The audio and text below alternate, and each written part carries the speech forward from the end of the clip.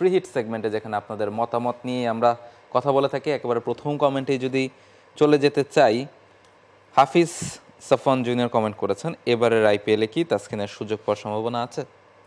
সম্ভাবনা নেই, বা সম্ভাবনা থাকলেও সেটা অনেক যদি কিন্তু উপর নির্ভর করছে। প্রথমত লখনৌ তার সঙ্গে যোগাযোগ করেছে, এইটুকুই। তো যোগাযোগ করলে হয় কি, ঠিক আছে যে আমার কাছে এই প্লেয়ার, আমি তাদের সঙ্গে যোগাযোগ করেছি, আমার যদি পেসার ইনজুরি পড়ে, তো সেক্ষেত্রে তাসকিনের এনওসি পেতে হবে পুরো আইপিএল। তার আগে লখনৌর কোনো পেসার ইনজুরিতে পড়তে হবে। এর আগে অবশ্য একজন পেসার ইনজুরিতে পড়েছে, কিন্তু সেক্ষেত্রে লখনৌ ম্যানেজমেন্ট একজন ভারতীয় পেসার নিয়েছে। তো গৌতম গম্ভীর যখন লখনৌর সঙ্গে ছিলেন তখন ওই তাসকিনের সঙ্গে তার ভালো সম্পর্ক, তো তাসকিন আর গৌতম গম্ভীরের বেশ আলোচনা হয় বিধায় হয়তো তার জন্য লখনৌ থেকে প্রায় কল আসে বা তার সঙ্গে যোগাযোগ করা হয় যে আমাদের কোনো পেসার যদি ইনজুরিতে পড়ে তাহলে হয়তো আমরা তোমাকে ডাক দিব। আচ্ছা, পরের কমেন্টটা করছেন আরিফ, আপনাদের কি মনে হয় আইপিএলে কি এবার সত্যি 300 রান দেখা যাবে? পাকিস্তানের ব্যাটিং সমস্যার সমাধান কি হতে পারে? বেসিক্যালি এটা তো আমরা আসলে মূল শোতে আলোচনা করলামই যে 300 হতেই পারে। টানা যখন 270-80 হবে, একদিন 300 হয়ে যাবে না তার কোনো ঘটনা নাই, হয়ে যেতেই পারে। এবং পাকিস্তানের ব্যাটিং সমস্যার সমাধান নিয়েও আমরা বলছিলাম যে আসলে তারা একটা নতুন সেট আপ দাঁড় করাতে যাচ্ছে এবং টানা ম্যাচ খেলার চেষ্টা করছে। হয়তোবা খুব দ্রুতই তারা সেটার সমাধান করে তুলতে পারবে। পরের কমেন্টে চাই এমডি শামসুল ইসলাম কমেন্ট করেছেন, 6 বলে 20 করতে হবে, আপনি কোন ব্যাটসম্যানের উপর ভরসা রাখবেন? বোলারের নাম হচ্ছে জাসপ্রীত বুমরা, ব্যাটারদের অপশন হচ্ছে Maxwell, Rohit Sharma, Heinrich Klaasen, Andre Russell. Any day আমার কাছে মনে হয় একজন, এটা আসলে খুব ইজি। বলেন শুনি। আমি ব্যক্তিগতভাবে শেষ 6 বলে 20 রান যদি করতে হয়, মানে কাকে রাখবেন? না শেষ না, আবার যে কোনো 6 বলে 20 রান, আমি এখনো রোহিত শর্মার দিকে যাব না, যখন আপনার 6 বলে 20 রান করতে হবে তখন তো আপনি শেষ বল বলে ধরে নেবেন যে এটা শেষ 6 বল। এটা তো প্রথম 6 বল হতে পারে, পাওয়ার প্লে 6 বলে 20 রান, তো এটা অন্য হিসাব না। যেমন সেই ক্ষেত্রে রোহিত শর্মা হতে পারে, বাট যদি এমন হয় যে শুধু শেষ হলে, শেষ 6 ওভার হলে যে কোনো দিন আন্দ্রে রাসেল আমার কাছে মনে হয়। আমি কেন জানি রোহিত শর্মার দিকে যাব, কারণ সুপার ওভারে তার ব্যাটিংটা অস্বাভাবিক, সেটা যতবার ব্যাটিং করেছেন দলকে জিতিয়েছে।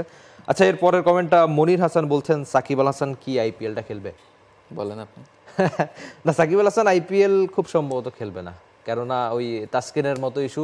সাকিব কয়েকটা দলকে জানিয়েছে যে যেসব দলে স্পিনারের সংখ্যা কম, বিশেষ করে বাহাতি স্পিনার, তো সব দলে যদি কোনো স্পিনার ইনজুরিতে পড়ে তাহলে সাকিবের সঙ্গে হয়তো যোগাযোগ করা হবে, কিন্তু মনে হয় না সাকিব আল হাসান আইপিএল খেলবে। সেই সুযোগ তার আসছে, বাস্তবতা তাই বলে।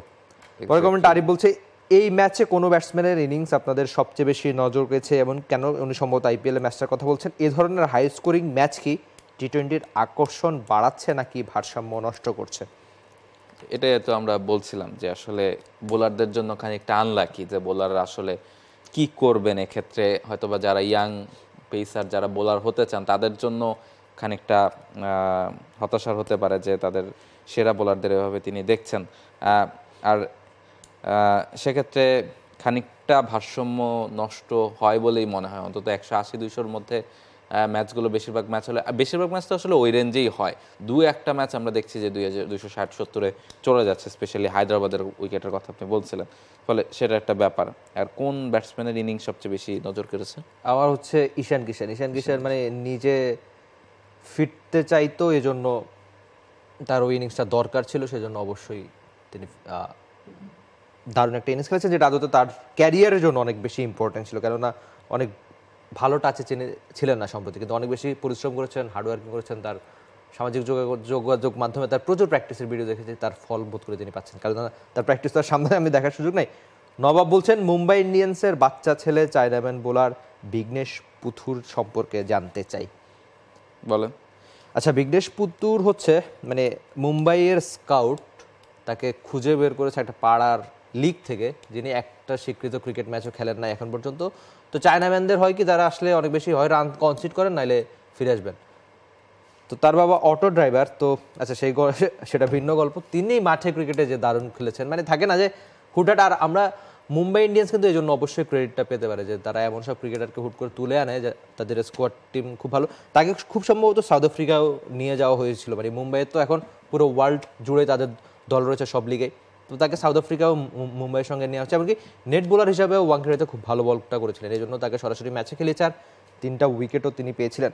তারপরের কমেন্টটা ইমরানের, নাহিদ রানা, লিটন দাস কি পিএসএল এর এনওসি পাবেন? পাওয়া উচিত বলে তো মনে হয়, যে মানে আপনি কেন খেলতে দিবেন না। এই যে রিসেন্টলি লিটন একটা ইন্টারভিউতে বলেছেন যে যখন একজন প্লেয়ার বড় বড় ফ্র্যাঞ্চাইজি লিগ খেলে আসে তার ক্রিকেটটা চেঞ্জ হয়ে যায়।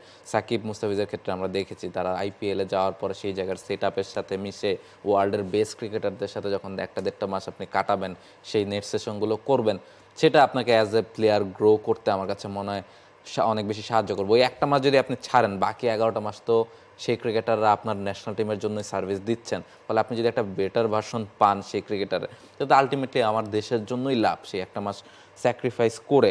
আমার কাছে মনে হয় স্পেশালি নাহিদ রানাকে মানে ওয়ার্কলোডটা ম্যানেজমেন্ট করে, কারণ নাহিদ রানার ক্ষেত্রে অনেক সময় আমরা দেখছি যে ওয়ার্কলোড ম্যানেজমেন্ট খুব ডিফিকাল্ট, কারণ এমন ফর্মে থাকা একজন পেসার বা এত পেস জেনারেট করতে পারেন, তাকে খেলানোর লোভ হয়তো বা অনেক সময় আমরা সামলাতে পারছি না। সেটা অনেক দলই করছে বা বাংলাদেশ দলও হয়তো বা করছে, তবে বিসিবি যথেষ্ট সম্ভব চেষ্টা করছে যে সেটা ম্যানেজ করার।